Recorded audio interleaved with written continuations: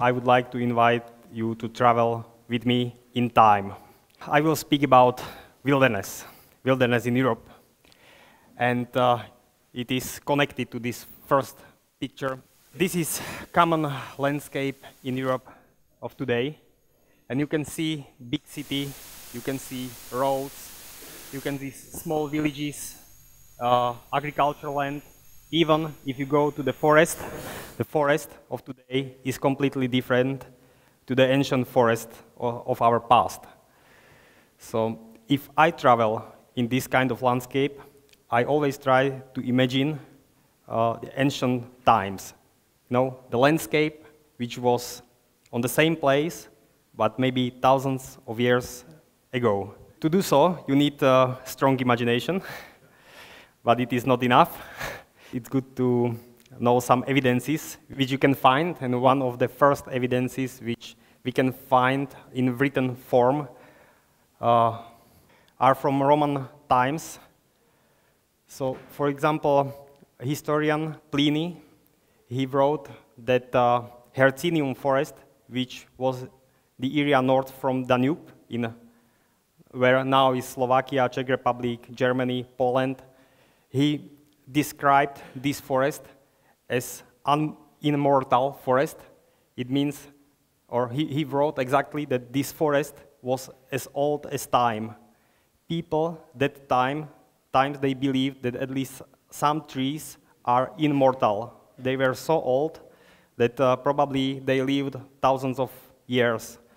So once we had landscape with thousands and thousands of very old ancient trees, mostly oak trees, but there were many species. But not everywhere was forest. A lot of lowland landscape was full of water. If you can imagine Danube River, which we have here, and when there were floods hundreds of years ago, and water went out of the bank of the river, then water was 20-30 kilometers from right side and left side. And later, when there was less water, some water still left in the lowland, where there were small lakes and dead channels. And if you walked through this harsh environment, you could see a lot of life. You could see billions of fish and frogs and snakes, even turtles, etc. So this was full of life. But there were not just small creatures. The biggest fish in the world once lived in Danube River. This is one of the sturgeon species, beluga. And a few centuries ago, there were hundreds of these fish going up and down Danube River. So, but the result is that there is no more beluga in the upper Danube River. But in this landscape, there were not only big fish, but there were other very big creatures. For example, bisons, European bisons, but not only. We had much more big herbivores here as wild horses. Only 200 years ago, we had wild horses in Slovakia. Maybe 600 years ago, we had aurochs. We had moose and other species. And all those species probably they once lived here in big numbers.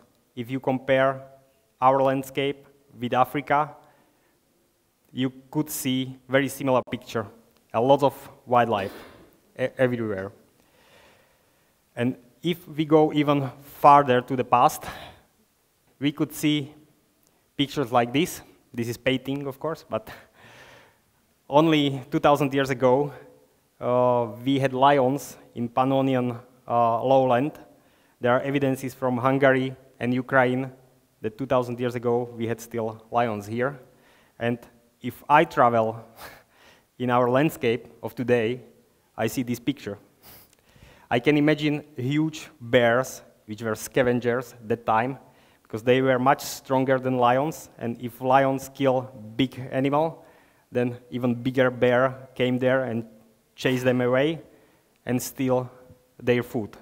So we had vultures as well, and many species which are not present here anymore. Why it is important? Of course, I am nature lover. For me, it is important because I love nature. But maybe it is important from other perspectives as well. We as a species, we evolved in this landscape. We spent thousands and thousands of years of our evolution in this wild nature. Only few centuries we live in modern times. We are proud of many cultural things like castles, which are really young, and we forgot about our ancient history. So I think it is very important from, let's say, cultural thinking that once we were part of this ancient world, and we need to be proud of it, and we need to know about it. But there are also other reasons. So if we want to protect our environment, biodiversity, or services which nature can give us, we have to understand how nature works. And we cannot understand how it works if we don't know about the history, how it all developed in the past. So it is very important to know our history, and it's also important to bring back some of the processes. So I told in the beginning that there is almost nothing left in Europe, but there are some places which we can still visit, and one of them is close to my home in Tatra National Park. It's in northern Slovakia, close to the border with Poland. And there is one special area where you can still find a pristine forest. You can find those ancient animals, for example, bears. And when I was a teenager, I started to go to this forest for many, many days. I spent hundreds of days outside with my friends, with my brother, sometimes or many times alone. I saw bears and other wild animals, and after a few years spending a lot of time outside, I have seen hundreds of times bears, for example. So it was, in that time, there were not many people interested in bears in Slovakia, so I became bear expert and bear advocate. So this is the beginning of my conservation career. So thanks to my experiences in Ticha Valley, I started to protect, to take care more about bears. But I was not focused on bears. I was focused on entire ecosystem, how it works. And in my time outside, I discovered that there are really ancient trees still present. For example, I found Arola pine trees, which are more than 1,000 years old. And there is forest, one of the oldest forests in Europe, where you can find most of the trees are older than 500 years. And I understood that also there are many ecological processes which we think that are maybe not good for nature, but they are good. For example, bark beetle calamities. When there are bark beetle outbreaks, many trees die, and I was walking through this forest and I saw that, okay, this is not bad. There are more birds, for example, there are more woodpeckers, there are more owls, there are more capercaillies. All the rare species are there in bigger numbers than before. So I understand we need to protect ecological processes on bigger scale, and I became conservationist or activist. So I work in a non-governmental organization, which is NGO Wolf, with the name Wolf, and we made a lot of campaign to protect not only bears, but all ecosystems and big areas in Ticha Valley. We worked with journalists, with scientists, with public, and we did many activities, but it was not really successful. And in year 2007, there was in my most favorite area in Ticha and Koprova Valley, there was logging, so there was no other way for us just to make protest, and this is picture from this protest. So maybe it is not nice, but there was no other way for us to stop logging. So that time I understood, okay, we need more support, because I understood that what is the value of this nature, but nobody else. This was my feeling. So I became filmmaker. I cannot. So I invited some friends and we worked together and we make a film, Keeper of the Wilderness, and a book, The Last Stronghold, about those two valleys. And this was so successful in Slovakia. Many people saw this film and many people supported us. That nowadays those two valleys are strictly protected, and it is the biggest strictly protected area in Slovakia. So it was big success, and we continue in other areas as well. We did a second film, The Wolf Mountains, which was shown in many places in Europe and in the world.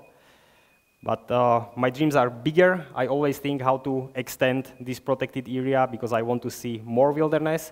And I know that it is very difficult because there are many people everywhere in Europe, but in Carpathians there are a bit less people than maybe on other places. Maybe there is chance to make something very special. If we want to see more pictures like this with a lot of wildlife, we need bigger protected areas and on more fertile land, on lowlands or lower positions. So, but we cannot chase people away. We need to think how to involve people to this process, and I think that the best way is to change local economy, because many regions are very poor. There is just forestry, a lot of people have no jobs. We can create more jobs if we can inspire in other countries. For example, in Africa, where you have a lot of wildlife, you have big protected areas, there is a lot of business doing around with tourism, wildlife watching, but we can see similar things in a Bavarian forest, for example, in Germany, where there was one of the poorest region, and thanks to the national park and their work, after 30 or more years, there are 2 million visitors per year, and this region makes much more profit from tourism than before. So I think in Slovakia and Poland and in Carpathians, we have more beautiful landscape. We have bears, we have wolves, we have bisons, other animals, we have pristine forest.